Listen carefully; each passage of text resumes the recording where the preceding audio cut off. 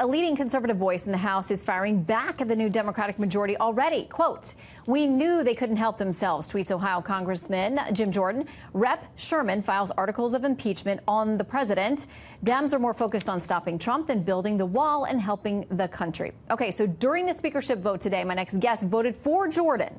Instead of voting for the new GOP minority leader, Kevin McCarthy, he also got a vote himself for the leading role. Joining us now is Republican Congressman from Kentucky, Thomas Massie. Great to have you with us tonight. Thanks for having me in the studios. Okay, let me ask you, curiously, why did you vote for Jordan over McCarthy today?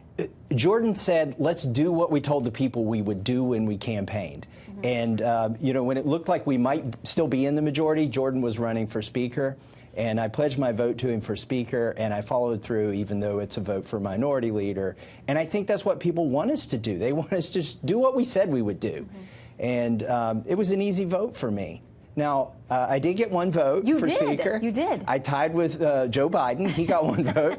The Speaker vote's always very fun to watch. It is fun to watch. It was more fun to watch the Democrat side because they had fractures over there that you're starting to see. Some of their members who are to the left of Nancy Pelosi, if you can imagine that, were fracturing away from her. But she was able to hang on in the Speaker vote. And that's where all the drama was, really. It was. Okay, so tonight, more drama. Just a short time ago, you guys were over on the Hill voting on some measures to get the government reopened and funded. Obviously, the Democrats are in control now, so what they offer up is not going to be the ideal package that you're going to want to see. Right. But as I asked Chris, this goes to the Senate now. The president has said he will not sign this stuff without wall funding. Nancy Pelosi says you get $0 for the wall, maybe $1. Right. So how in the world do you resolve this while the American people and 800,000 federal government workers wait for a solution? Well, I think we all forgot that cartoon we watched, Schoolhouse Rock.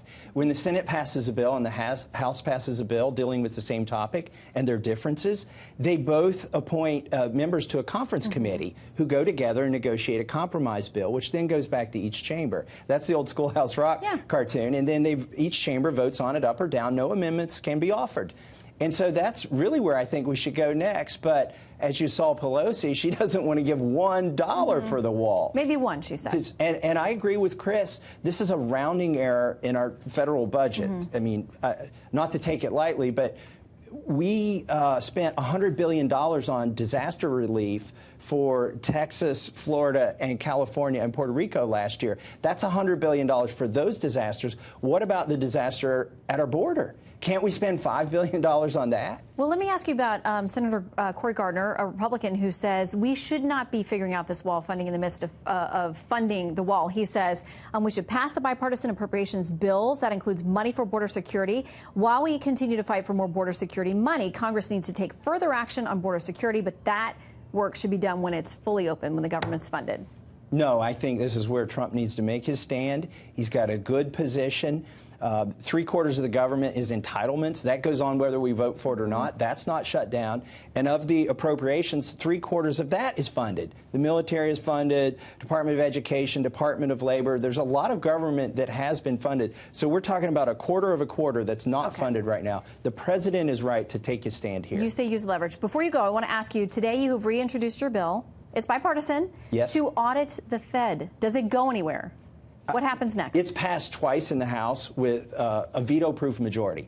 And now I think the president could support something like this. Like he has some issues with the Fed. He's not a big fan of the Fed, so I think it's the best time now, more than ever, to pass audit the Fed. I think the president would sign it, and we just need to get it passed in the Senate. Okay, well, we will watch. Keep us updated, because All right. a lot of Americans out there, they want to get their eyes on some of that information, too. Thanks, All Shannon. right, Congressman, great to have you with us tonight. Good to be here.